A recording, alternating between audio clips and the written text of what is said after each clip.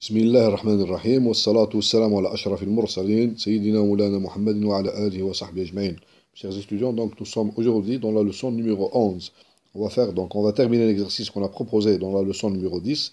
Et on va faire un autre ou deux exercices sur le développement des fonctions en série de Taylor. Bon, donc on va faire un exercice. Donc on fait l'exercice numéro 9. Donc on considère la fonction, donc f de x, on considère la fonction égale 1 plus x à la puissance alpha. Il faut faire attention ici, c'est que alpha, c'est un réel quelconque. Donc c'est un nombre réel quelconque. Il peut être pi, racine de 2, e, etc. Donc ce n'est pas un entier. Et x, donc pour que, bon, on va après, donc comment on définit, donc je vais la définir ici, donc la fonction f de x. Donc j'ai par définition 1 plus x, pour bien voir, 1 plus x à la puissance alpha, par définition, c'est quoi? C'est l'exponentielle. C'est exponentielle de alpha multiplié par logarithme népérien de 1 plus x. Donc vous voyez bien que le domaine de définition de cette fonction, il faut exiger que 1 plus x soit strictement positif, c'est-à-dire, donc on exige que 1 plus x plus 1 soit strictement positif, c'est-à-dire il faut que x soit strictement à moins 1. C'est pour ça qu'on a exigé ici, x, que la fonction 1 plus x soit définie. Bon, ceci étant, donc montrer que la fonction f est développable en série de Taylor au voisinage de 0 et trouver l'expression de son développement. Bon, la deuxième question, donc trouver le développement en série de Taylor au voisinage de 0 des fonctions suivantes. F de x est égal à racine carrée de 1 plus x, g de x égale 1 sur h de x est un 1 sur racine carrée de 1 moins x2, et enfin k de x égale arc sinus x. Bon, comme une aide, donc la deuxième question, c'est une conséquence, et une la question numéro 1. Donc si vous donnez des valeurs, par exemple ici racine carrée de x, on donne à alpha la valeur 1,5. Ici on lui donne la valeur moins 1,5, etc., etc. Donc on peut, avec des opérations simples sur les séries de Taylor, donc on peut retrouver facilement donc le développement des séries H et des fonctions H et K. Voilà. Donc on va résoudre cet exercice. Bon, je conseille aux étudiants, faites l'exercice d'abord, essayez de le faire tout seul, parce que voici l'énoncé. Essayez de le faire tout seul, et après, donc regardez la solution qui vient après. Donc si vous regardez directement la solution, donc ça n'a pas d'intérêt. ما تستفادوش من l'exercice. هذا سهل بسيط هنا. Donc هنا نعطيك الفكرة كيفاه l'idée, comment on fait. Donc il faut démontrer que la fonction ça est développable en série et qu'elle est indéfiniment dérivable, هذه الحاجة الأولى. Parce que si elle n'est pas indéfiniment dérivable, on ne peut pas parler de développement en série de Taylor. Donc شرط هذا لازم بصح ليس كافي ما يكفيش. Donc deuxièmement, essayez عندكم زوج وسائل, soit de démontrer que le reste تكتب la formule de Taylor avec reste de Lagrange. Donc, ou démontrer que le reste avec de Lagrange, il tend vers 0 quand 1 tend vers l'infini. Si tu arrives à démontrer ça, donc ta fonction est développable en série Taylor. Voilà, تحاول démontrer que le reste هذاك كيما الكوسينوس والسينوس, donc démontrer que le reste هذاك, donc il est majoré.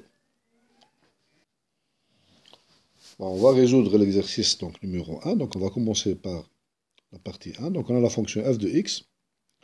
F de x est égal à plus x, le tout à la puissance alpha, comme on a dit, qui est égal à, on a dit que ceci est égal à l'exponentielle de alpha logarithme népérien de 1 plus x. Bon, cette fonction f, donc f, c'est une fonction définie de moins 1,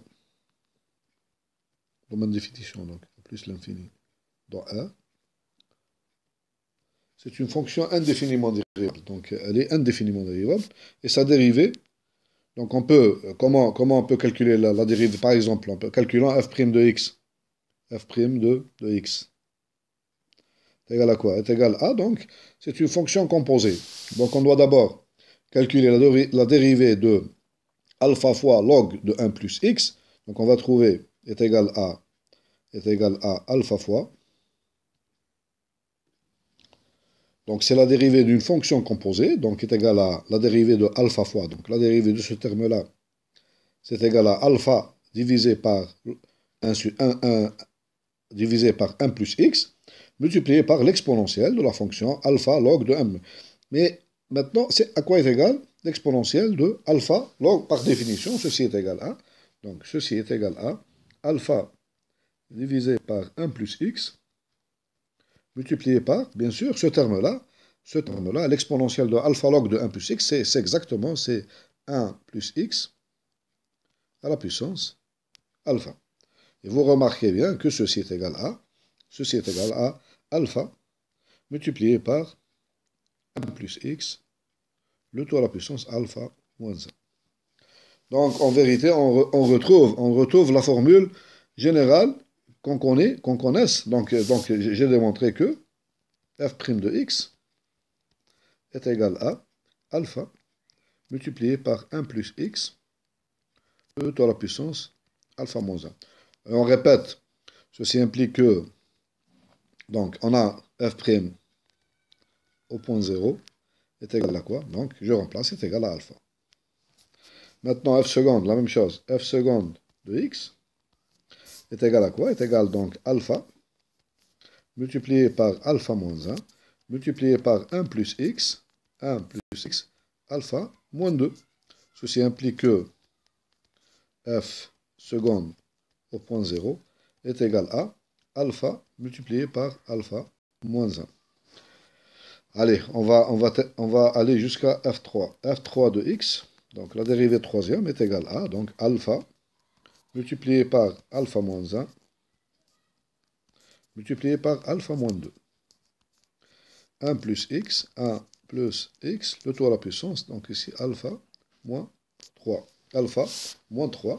Donc ceci implique que donc f troisième de 0 est égal à donc alpha multiplié par alpha moins 1 multiplié par alpha moins 2 multiplié par, c'est tout, donc ici alpha moins 2. Bon, qu'est-ce qu'on remarque ici? Donc on peut généraliser, ceci. Donc on trouve la dérivée d'ordre p x est égale à quoi? Donc, est égal à alpha multiplié par alpha moins 1 multiplié par alpha moins 2, etc. jusqu'au terme. Regardez ici. Donc, si je considère par exemple f3, donc alpha jusqu'au terme, alpha moins 2. 2, c'est par rapport à 3, c'est 3 moins 1. C'est 3 moins 1. Donc, je fais donc les calculs jusqu'à alpha moins le terme qui vient juste avant P, c'est P moins 1. Voilà, P moins 1. Voilà. Multiplié par 1 plus x, le tout à la puissance, donc le tout à la puissance, alpha moins P. Alpha moins P. Donc vous avez f', c'est alpha moins 1, f seconde, c'est alpha moins 2, f3, c'est alpha moins 3, etc. Donc alpha moins P. Donc ceci implique que fp, donc la dérivée d'ordre P au point 0, elle est égale à, donc ce terme-là, il sera égal à 1, et par conséquent, j'obtiens alpha multiplié par alpha moins 1, multiplié par alpha moins 2, etc. jusqu'à alpha moins P moins 1. Voilà. Donc, j'écris maintenant la formule de Taylor. Donc, formule de Taylor avec reste de Lagrange. Donc, j'obtiens f de x. Bien. Allez. Donc, 1 plus x, le tout à la puissance alpha, est égal à quoi? Est égal à f de 0, 0, c'est-à-dire remplacer x ici par 0. J'obtenais 1. Égal à 1 plus. Donc, f' de 0, on l'a trouvé. Donc, f' de 0 est égal à alpha. Donc, plus. Donc, f' de 0, c'est-à-dire alpha, sur factoriel 1, multiplié par x. Multiplié par x, plus le deuxième.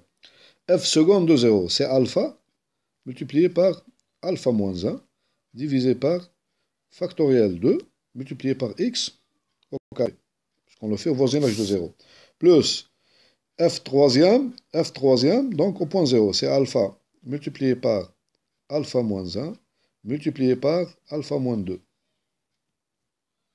divisé par factoriel 3x à la puissance 3, plus etc. plus.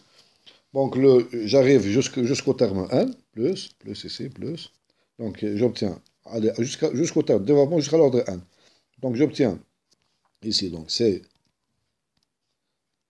alpha, donc fn 10 n au point 0, c'est alpha multiplié par alpha moins 1, multiplié par alpha moins 2, jusqu'au terme alpha moins n moins 1, divisé par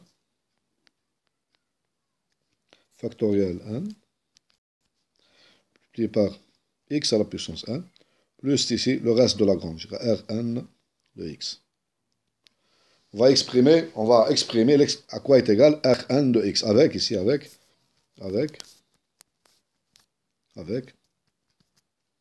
Donc je vais le mettre dans notre page. Rn de x est égal à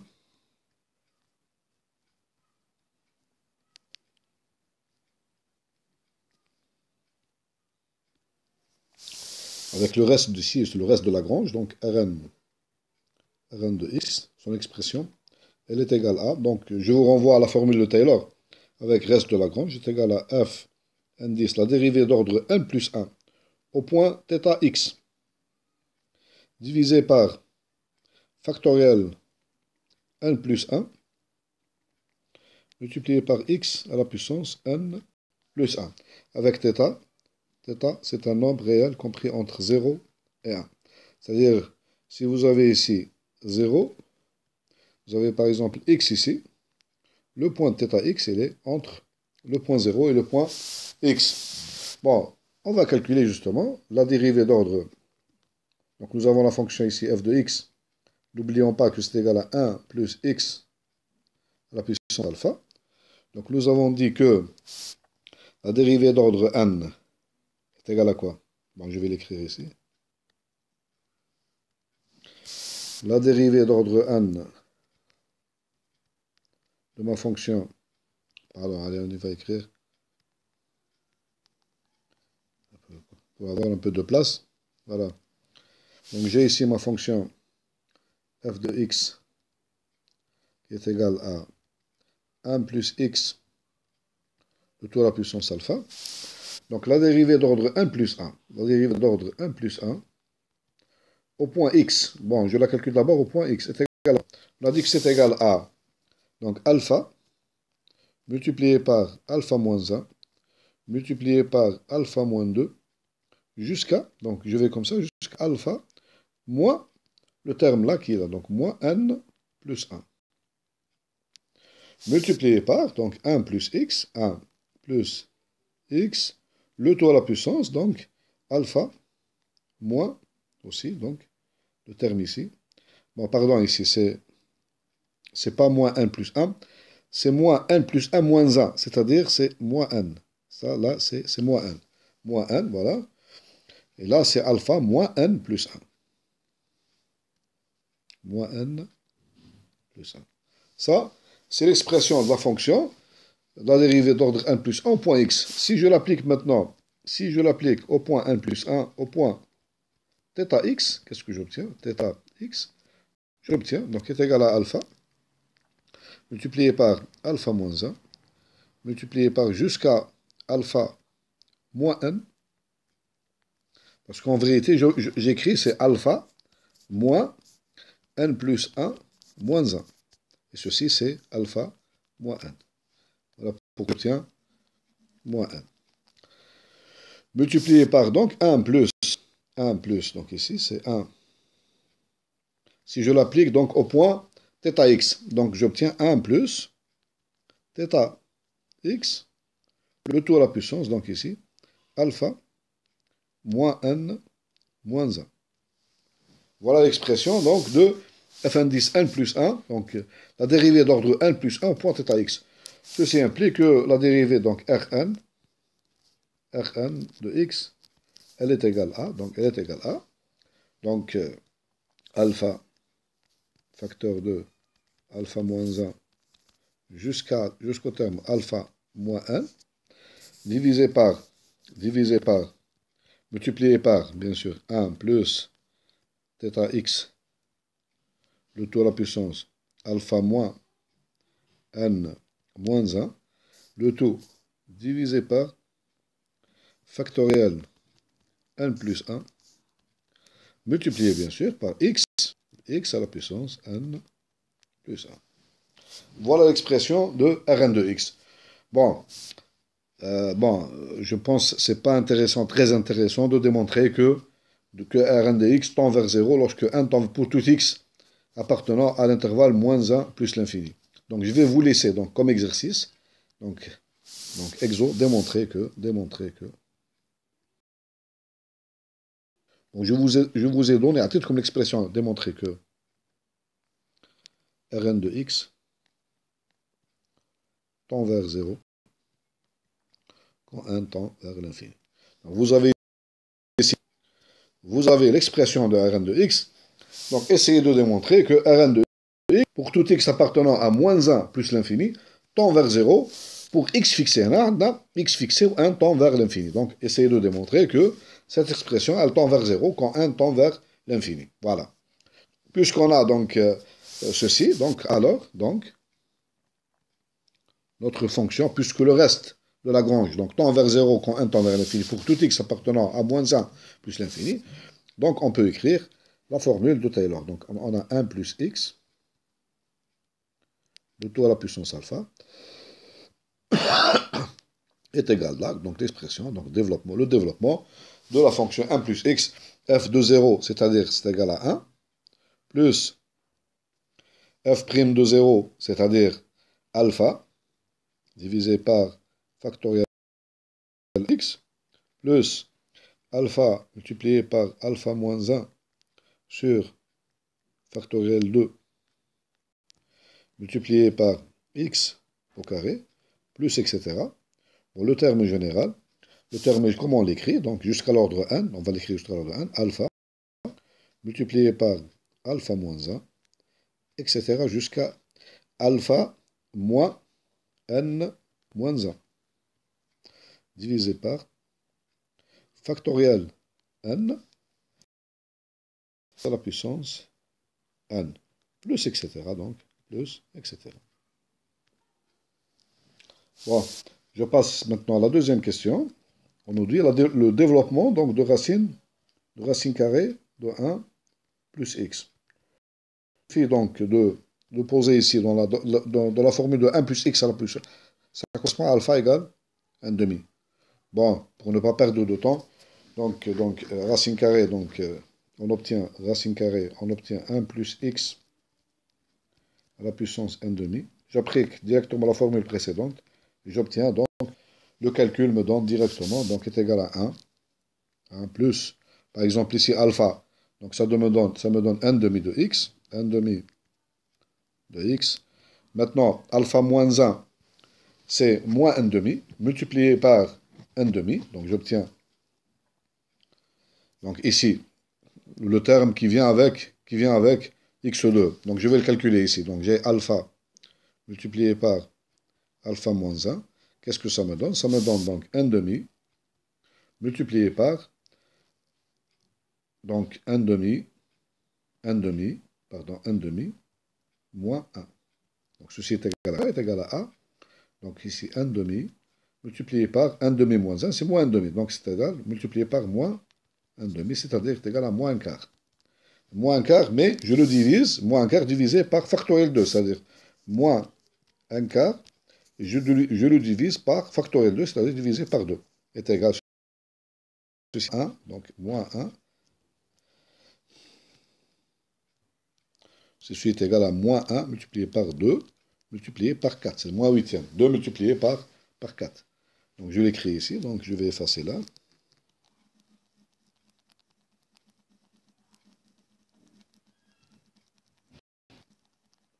On va voir la forme générale. Donc ici, on obtient moins, on dit que moins 1 divisé par 2 multiplié par 4, je le laisse comme ça, x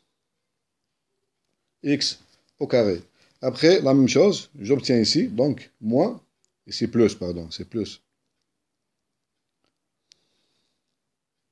C'est moins. Donc c'est moins 1 divisé par 2, x2, et après c'est plus ici. Donc après, j'obtiens, si je fais le calcul, j'obtiens 1 en haut. J'obtiens les termes impairs. 1 multiplié par 3 pour avoir la forme. Parce que qu'est-ce qu'on obtient pour x3? Pour x3, qu'est-ce qu'on obtient? On obtient alpha, n égale 3 ici. Alpha multiplié par alpha moins 1, multiplié par alpha moins 2. C'est alpha moins n moins 1. N moins 1, c'est n égale 3, donc on obtient ceci. Donc on obtient ici, donc, divisé par, je divise par, factoriel, c'est-à-dire 2 fois 2 multiplié par 3, factoriel 3. Donc ceci, lorsque alpha égale 1,5, j'obtiens 1 demi multiplié par alpha moins 1, c'est-à-dire c'est 1 demi moins 1, c'est moins 1 demi, multiplié par alpha moins 2, c'est-à-dire on obtient ici 1 demi moins 2. Ceci est égal à quoi? Donc 1 demi moins 2 est égal à 4. 1 demi moins 2 est égal, donc, donc 1 demi moins 2 multiplié par 1 demi moins 2, c'est-à-dire moins 3, pardon, c'est moins 3 demi. Moins 3 demi. Donc le tout divisé par 2 multiplié par, qu'est-ce qu'on trouve ici? Donc ceci est égal à, donc on obtient un plus ici, donc c'est un plus, donc on a dit tout à l'heure. Donc je termine le calcul, donc on a dit que ceci est égal à 1 demi multiplié par moins 1 demi multiplié par alpha moins 2, c'est moins 3 demi, divisé par 2 fois 3.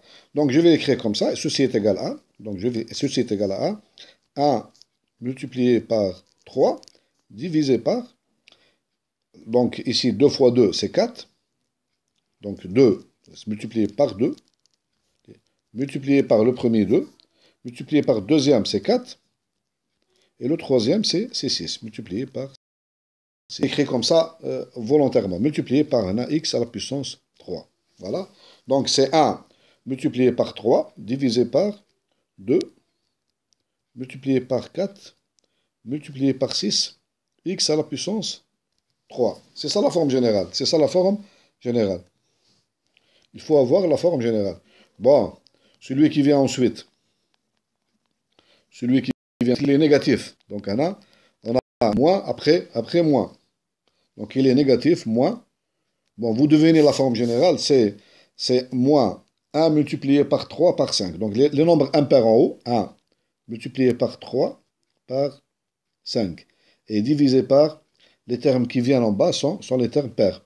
2 multiplié par 4, multiplié par 6, multiplié par 8, x à la puissance 4. Après, plus, je vais rajouter encore un autre. Plus, les termes pairs, impairs en haut, 1 multiplié par 3, multiplié par 5, multiplié par 7. Ça, c'est le terme divisé par 2 fois 4 fois 6 fois 8 fois 10. Ça, c'est le terme x à la puissance 5. X à la puissance 5. Etc. Etc. Donc, plus. Ça, c'est... Donc, je vais écrire... Donc, on peut terminer comme ça jusqu'à l'infini. Donc, c'est le développement de racine carrée de 1 plus x. Maintenant, si je fais le développement, donc petit a, petit b maintenant, petit b, 1 sur carré, racine carrée de 1 plus x. Est égal à quoi? Donc, on est égal à 1 plus x, le tout à la puissance, donc moins 1 demi. Ici, je prends, dans le développement, je prends alpha égal à moins 1 demi. Et je fais le même calcul que j'ai fait tout à l'heure, donc ceci, ça me donne, donc je vous donne le résultat directement, est égal à, donc développement, lorsque je remplace alpha égale moins 1 demi, j'obtiens, donc c'est 1, plus le deuxième, donc, donc c'est 1 moins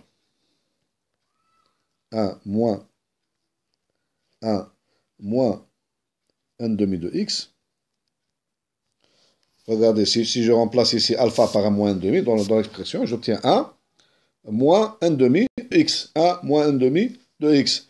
Et après, donc, j'obtiens, la suite, mais c'est le contraire. Plus 1, la même chose. 1 multiplié par 3, 1 multiplié par 3 divisé par 2 multiplié par 4, x2, moins 1 multiplié par 3 multiplié par... Les nombres impairs, ils viennent en haut.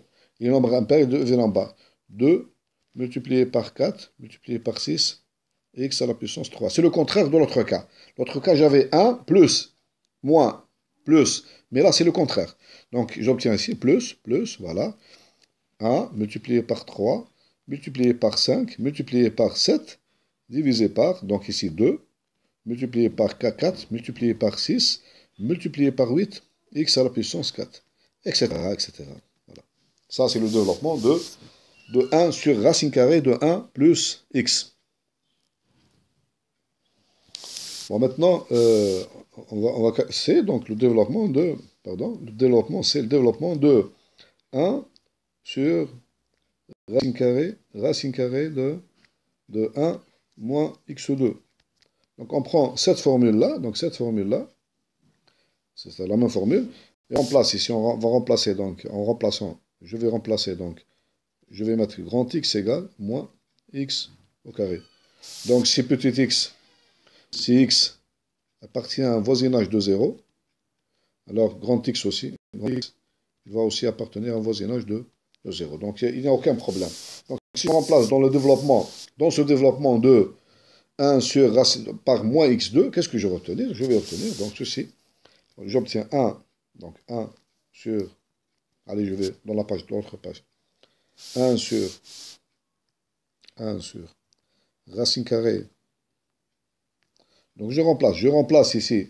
Donc j'ai ici 1 moins grand X d'abord. Est égal à quoi?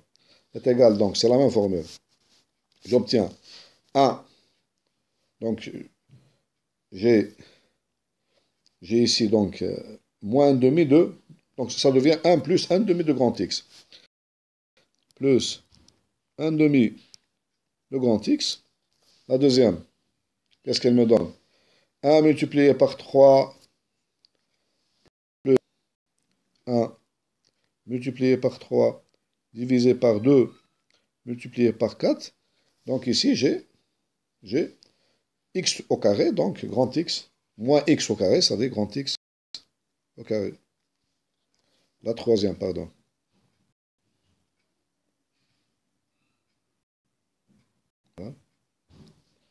La troisième, c'est terme de x3, moins, ça me donne plus.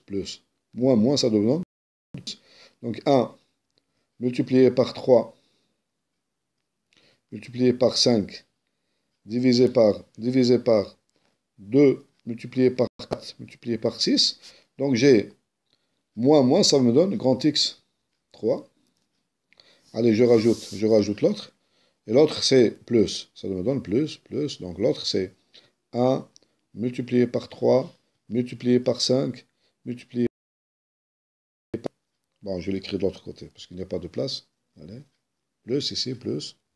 Donc plus ici, plus.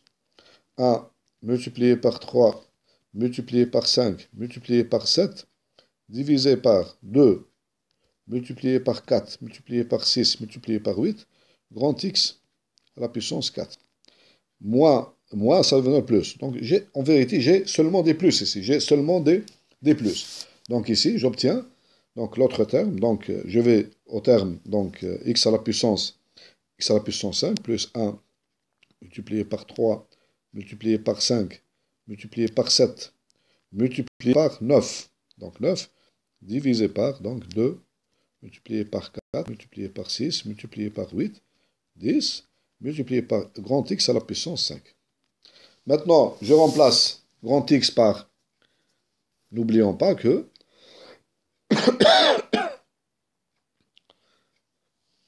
pardon, Donc ça, non, non, non, pardon.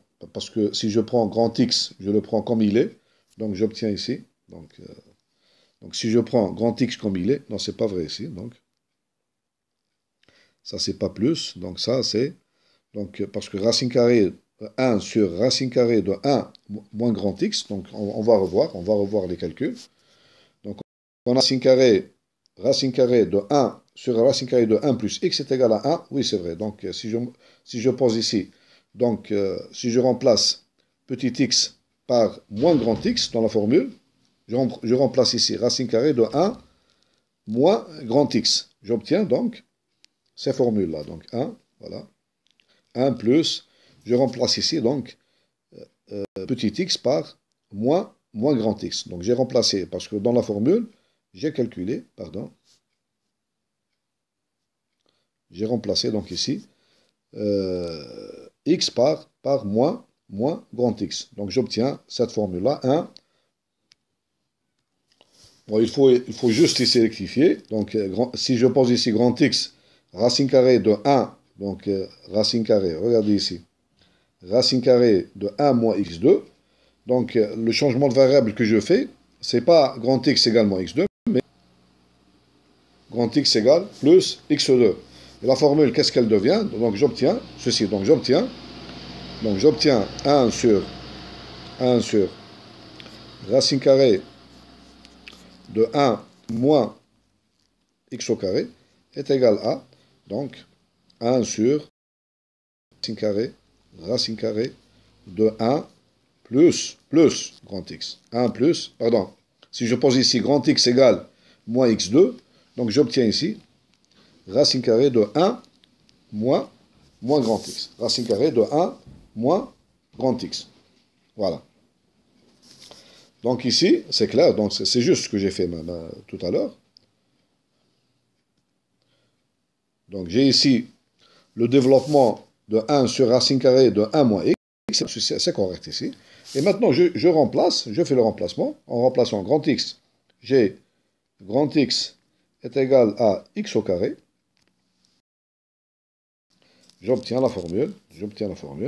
1 sur racine carrée de 1 moins x2. Je remplace seulement grand X par x au carré, qui est égal à 1. Donc, est égal à 1 plus 1 demi de x au carré, plus 1 multiplié par 3 divisé par 2 multiplié par 4, x à la puissance 4, puisque grand X égale petit x2, plus 1 multiplié par 3 multiplié par 5 divisé par 2 multiplié par 4 multiplié par 6. Donc ici x à la puissance, donc 6. X à la puissance 6. Plus, allez, plus, je termine ce terme-là, plus, donc 1 multiplié par 5, 3 multiplié par 5, multiplié par 7, divisé par, donc 2 multiplié par 4, multiplié par 6, multiplié par 8, x à la puissance ici, 8. Donc vous voyez bien, donc ce sont les mêmes termes, mais x à la puissance 2, x à la puissance 4, x à la puissance 6, ils sont tous positifs ici. Ils sont tous, remarque ici, ils sont tous positifs. Voilà. Bon, de façon générale, donc je vais l'écrire ici. Donc, le terme général ici. Donc, je vais écrire plus, etc. Donc, plus, etc. Donc, je vais écrire le terme général ici, plus. Comment s'écrit le terme général? Le terme général, il s'écrit donc plus. Donc, je vais écrire. Donc, 1. Donc, de façon générale, hein, donc 1 multiplié par 3, multiplié par 5. Donc, ce sont tous des termes. Une remarque ici, on a seulement dans les coefficients, donc ici 1 multiplié par 3, multiplié par 5, etc. jusqu'au terme. Le dernier terme, c'est 2n moins 1. 2n moins 1. Et en bas, c'est 2 multiplié par 4, multiplié par 6, etc. jusqu'au terme 2n. Le tout, les termes x à la puissance 2n. Si ici, remarquez bien ici, si j'ai ici 8, en bas, j'ai 8. 6, j'ai 6. Donc, il n'y a que les termes pairs. Donc, x à la puissance 2n, c'est jusqu'au terme ici, 2n. Et là, j'ai 8, donc je m'arrête à 2n moins 1. C'est exactement ça, 2n moins 1. Voilà, c'est la formule générale, plus, donc plus, etc. Ça, c'est le développement de 1 sur racine carrée de 1 moins x au carré. Bon, maintenant, on passe à le développement de arc sinus. Donc, la dernière, donc, la fonction, donc, je ne sais pas comment l'appeler, donc. La fonction, donc c'est la fonction, on l'a appelée comme ça. Allez, on arrive. Voilà. Donc c'est la question D. D, k de x égale arc sinus x. Donc ici, le développement de D, k de x, la fonction k de x, est égale à arc sinus x. Voilà. Donc nous avons, donc, dans la question précédente, nous avons vu que le développement de la fonction a, b, c, d, e, f, g, h, donc la fonction h de x, on a vu que h de x qui est égal à 1 sur racine de 1 moins x au carré, est égal à, donc on a vu son développement, est égal, bon je vais l'écrire rapidement, donc le développement, on l'a vu tout à l'heure, est égal à 1, plus 1 sur 2 x, 1 sur 2, pardon, x2, ça commence par x2, x au carré, plus, on a seulement des termes positifs, plus 1, donc ici, en haut, j'ai 1 multiplié par 3, voilà, on n'a que les termes par 1 multiplié par 3, divisé par 2, multiplié par 4, x à la puissance 4, plus 1 multiplié par 3, multiplié par 5, divisé par ici 2, multiplié par 4, multiplié par 6, x à la puissance 6, plus etc. Donc c'est ce terme-là. Bon, qu'est-ce qu'on remarque ici? On remarque que la primitive de la fonction h de x, c'est exactement arc sinus x. Donc une primitive de la fonction 1 sur racine carrée de 1 moins x2, c'est exactement la fonction arc sinus x. Donc on obtient l'intégrale de 0 jusqu'à x de la fonction 1 sur racine carrée de 1 moins t au carré dt est égal à arc sinus x.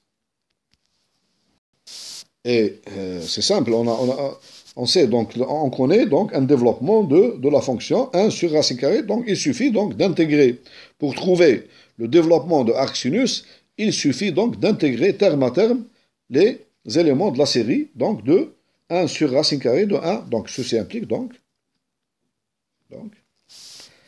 arc sinus x est égal à, donc je vais intégrer terme à terme les termes de la série précédente. Donc est égal à, le premier c'est x, plus, donc 1 demi, donc j'obtiens donc 1, donc la primitive de 1 sur, donc 1 demi, multiplié par 1 tiers de x à la puissance 3, plus, ici 1 multiplié par 3, divisé par, ici, 2 multiplié par 4, multiplié par 5. Je rajoute donc 1 plus 1, x à la puissance 5. Plus le troisième terme, c'est 1 multiplié par 3, multiplié par 5, divisé ici par 2, multiplié par 4, multiplié par 6, multiplié par 7. Je rajoute 7, x à la puissance 7. Plus, etc.